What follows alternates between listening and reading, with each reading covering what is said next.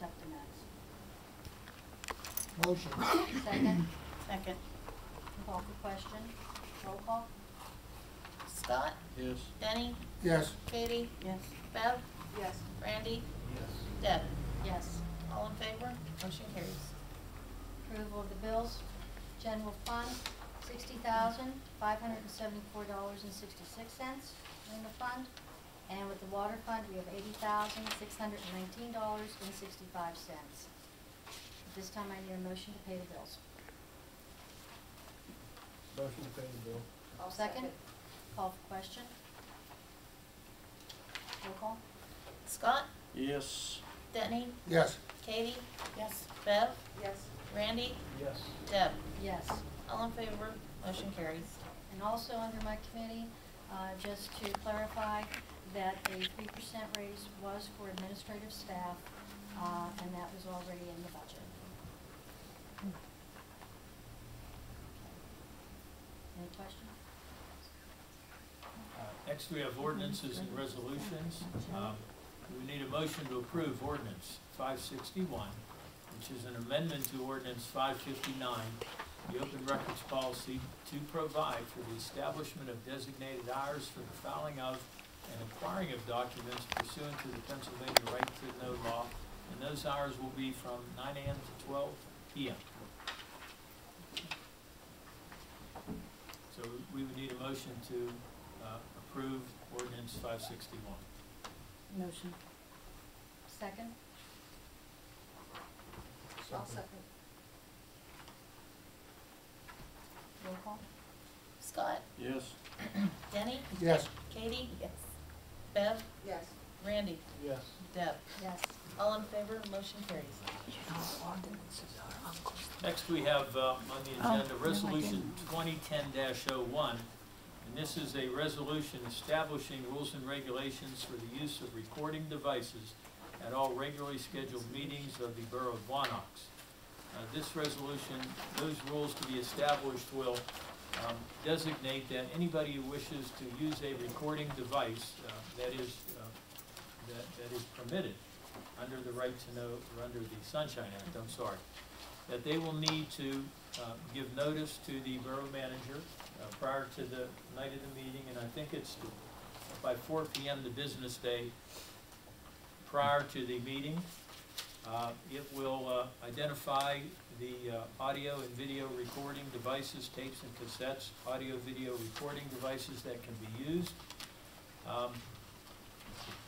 The council will designate an area. What the resolution suggests is, like most municipalities, that we designate an area in the borough council chambers, and usually there'll be seats in the back row, and we can designate those for the individual once they notify us that they want to record the meeting, and then that way they're not getting in the way of the other public if they're trying to use recording devices, cameras, etc., so that the other public will have an unobstructed view of the council meeting. Under no condition shall the progress of the council meeting be impeded or delayed as a result of the recording device. In other words, if somebody's recording it, whether they're doing audio or video, they need to change a tape, they need to do something of that nature, they can't ask council to stop the meeting until they make their change of a battery or a tape. No person making use of the recording device while recording such a meeting would record his or her own comments over. So if you're going to record the meeting so that it is a proper recording of the meeting, you can't be sitting there recording a device making your comments about what council's talking about. That's not a recording, either audio or video, of the council meeting. So you need to let council do their job. You can record what they say, but you're not to be speaking and making comments on your own recorder, either audio or video, while the meeting's going on. No person shall have the right to the use of a recording device prior to the official opening of council or after the official adjournment of the meeting. The Sunshine Act gives you the right to record the council meeting, not what goes on before or what goes on after. The council shall have the right at its own expense to obtain copies of anything that anybody records. They'll make the request, you have to provide it, they'll pay you for it. And of those rules that we've identified, They do not apply to the employees of the borough. So in other words, if we're doing the meeting, we have the right to record it from up here or wherever, but if you're the public doing it, so that the rest of the public is not impeded, we'll make an area in the council chambers so that you're able to do that and not impede the rest of the public with obstructed views. So those are the rules and regulations that we're asking to be adopted so that everybody understands them, everybody has notice of them before they come to the meeting to record, either audio or video. Anybody have any questions? You have the right to comment afterwards, but we already went through the public portion. Any council members have any questions on the resolution? Okay, we would ask a motion to approve Resolution 2010-01. Motion. Second?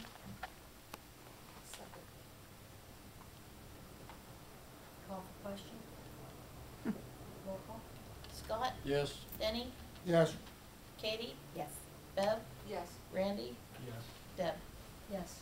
All in favor, motion carries. That's all the ordinances and resolutions we have this evening.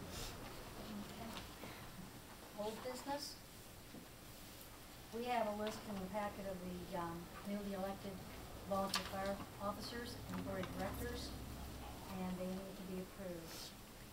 These are executive officers. President would be John Latimer, Vice President John Simmons, Treasurer Nathan Steinberg, and Secretary is Phyllis Powell. Relief officers would be President of Scott Kraus, Vice President Tom Whitish Sr., Treasurer Maureen Figlieri, and Secretary Phyllis Powell. And the Board of Directors is Pam Stevens, Joe Walmsley, Tom Whitish Jr., and Matt Culper.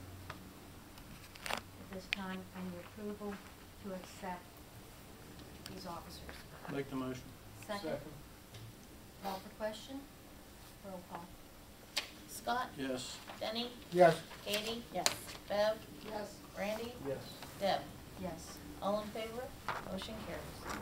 Second item under old business is we're asking for a motion for the approval of an agreement with Alcosan, that's the Allegheny County Sanitary Authority, for those of you who don't know those letters, for customer sewage charges. So we would need a motion to approve that agreement with Alcosan. So moved. Second? Second. Call for question? Roll call. Scott, Yes. Denny, Yes. Katie, Yes. Bev, Yes. Randy, Yes. Deb. Yes. All in favor, motion carries. And under new business? We would need a motion for approval of periodic estimate number 2 from Pampina Landscaping, and Gord, you might want to comment on that. Yes, the contractor submitted a final request for payment. Today, actually, was Denny the only one, Sherry, that went down with Rich, or?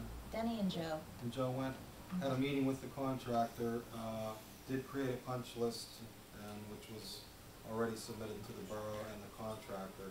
Number of small items, so this estimate, we've decided to put a 5% retainage on it due to the punch list item, about 9 items, most of them being very minor. However, the contractor can't topsoil, seed, and mulch obviously in this weather, so that's one definitely that you'll have to wait until the spring, probably late March, early April. So we're recommending approval of his invoice based on holding 5% retainage. And I gave all my copies to Sherry, so I have it in front of me. Yes. But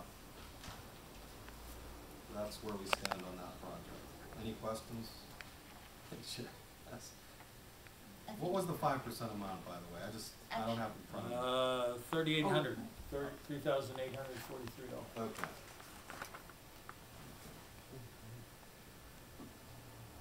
Which is more than sufficient to complete these 9 items. At this time, I need approval of that estimate from Pampina Landscaping. I'll make the motion. I need a Second. second. Second. Call for question? Roll call? Scott, Yes. Denny, Yes. Katie, Yes. Bev,